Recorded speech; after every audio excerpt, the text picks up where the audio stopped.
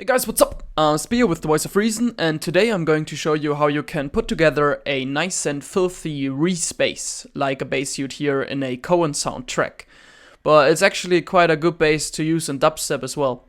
I initially put this bass together for my collab with Kizine, so let's take a quick listen to what this sounds like in a mastered and finished track.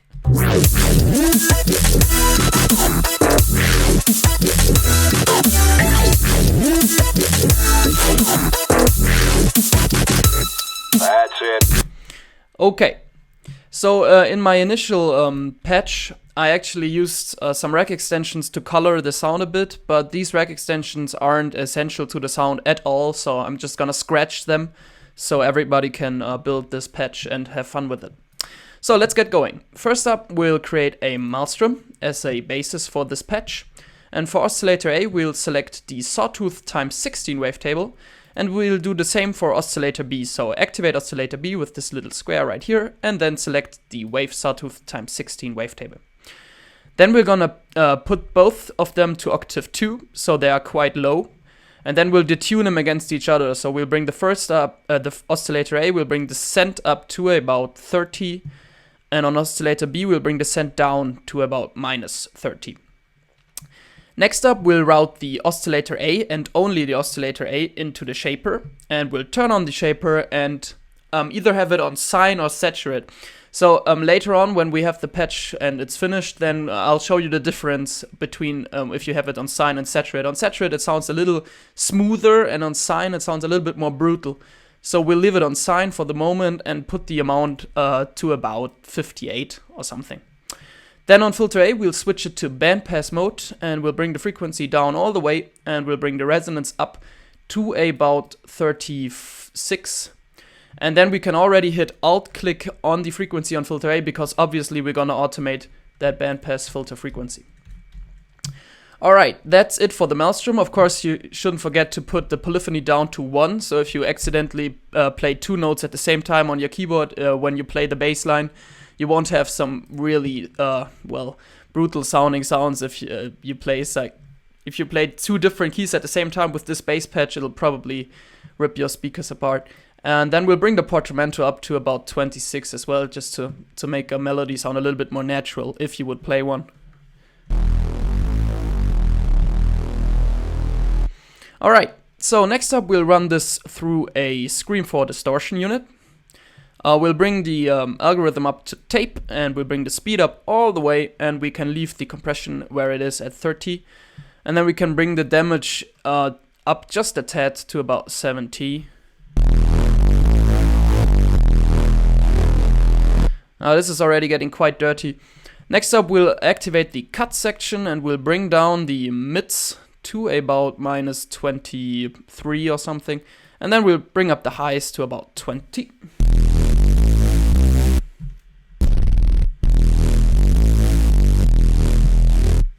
Of course, this doesn't sound really brutal or anything at all right now, and that's because we haven't automated the bandpass filter yet. But if we do that in the sequencer, you get a better gist of what this bass is actually all about. So next up, we can chuck in an equalizer just to get rid of some ringers that are in there. If we just bring up the bandpass filter a bit, we can hear the spectrum better.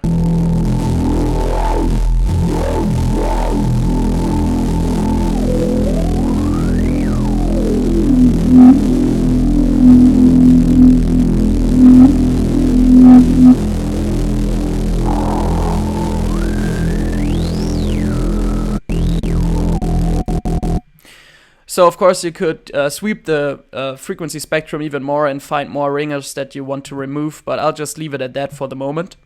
You could also at this point chuck in another equalizer and get rid of the lows, because they tend to get quite muddy and not that good sounding with this bass, and then replace them with a sub bass. But I'm not gonna do that in this tutorial because I don't want to, and I don't want to make this tutorial any longer than it has to be. But what I am gonna do is boost some highs with the high shelf.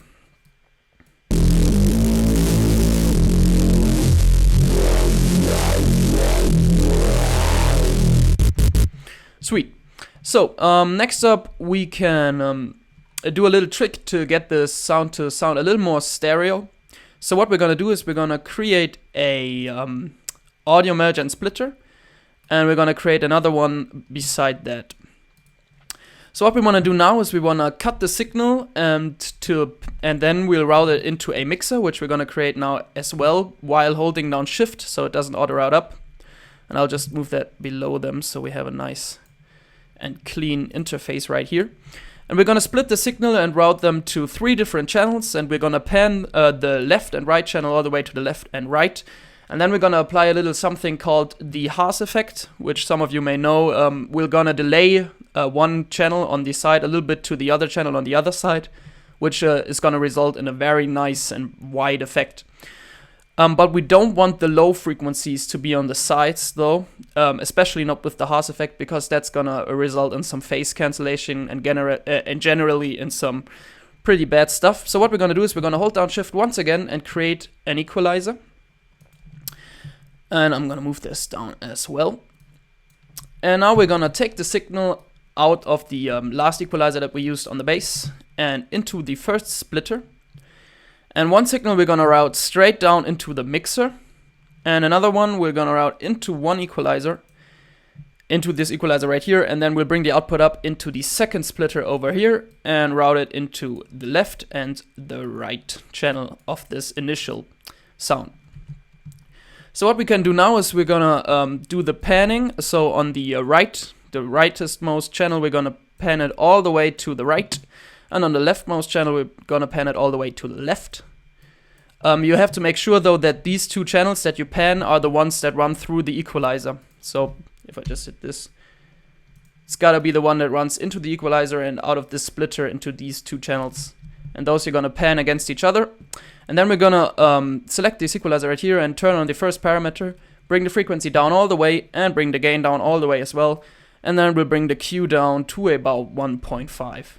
You can also turn on the second parameter and bring the frequency and gain all the way down as well. So we really make sure that there are no frequencies below like 100 Hertz.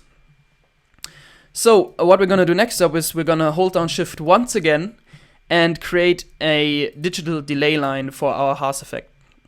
We'll switch it up to milliseconds, and we'll bring it down to 11, I'd say is a good value. You can play with this value though and see what results in the best sound for you.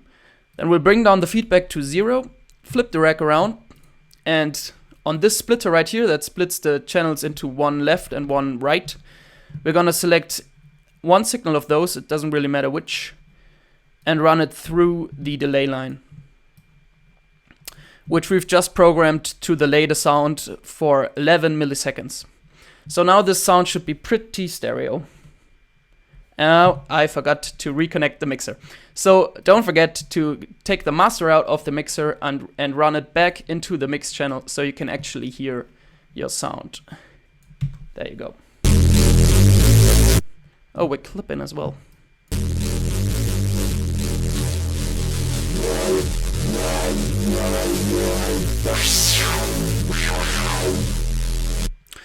So as you can hear, the sound is quite distorted. So if you want a little bit smoother, if you want the sound to sound a little bit smoother, you can bring down the damage on the tape distortion a bit and bring up the master level in turn.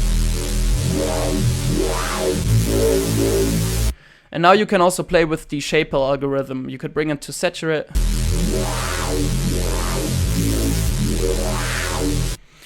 And you can also bring down the level of the oscillator B to put a focus on the bandpass oscillator, the oscillator A.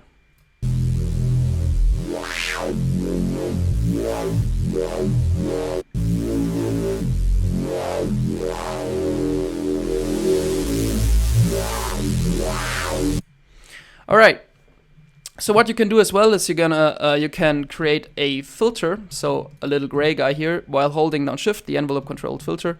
You have to hold down shift because if you create it on the mixer with just right clicking, it'll connect up as a bus send, as a send effect.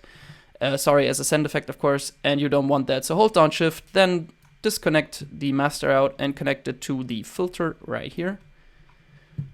And back into the mix channel.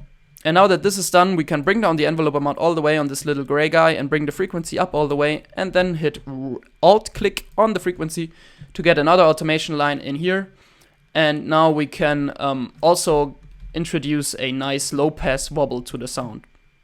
And with all low-pass wobbles, it's usually a good idea to connect a compressor to the end of that, so it's still fed even when the highs are cut off. So you get just a basic compressor sound. There you go. Just bring the attack down a bit. Yeah, that's good. So now that this is done, we can just draw in a quick note and have a go at drawing in a little automation. So we could, for example, go for some standard wobbles. So just a nice kind of triangular curve.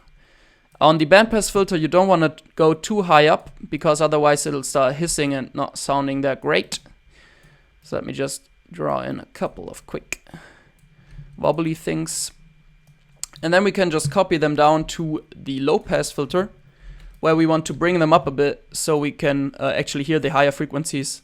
And you don't want them lower anchors to be too low, because otherwise you won't get that much out of your sound.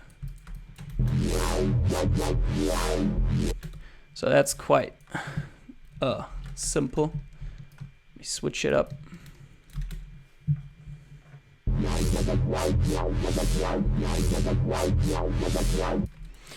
So that's like one way you could do this.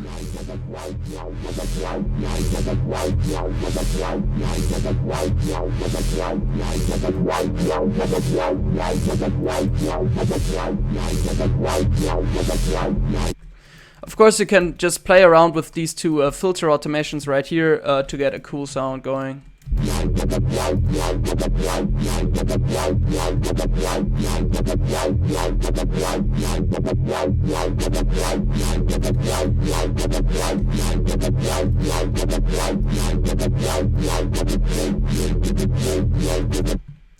Of course, this all sounds a lot cooler with drums and other stuff playing in the background, but you get the idea for this patch. Okay, this is it. My name is Speo. This was the Voice of Reason. Have a good one of whatever you're having.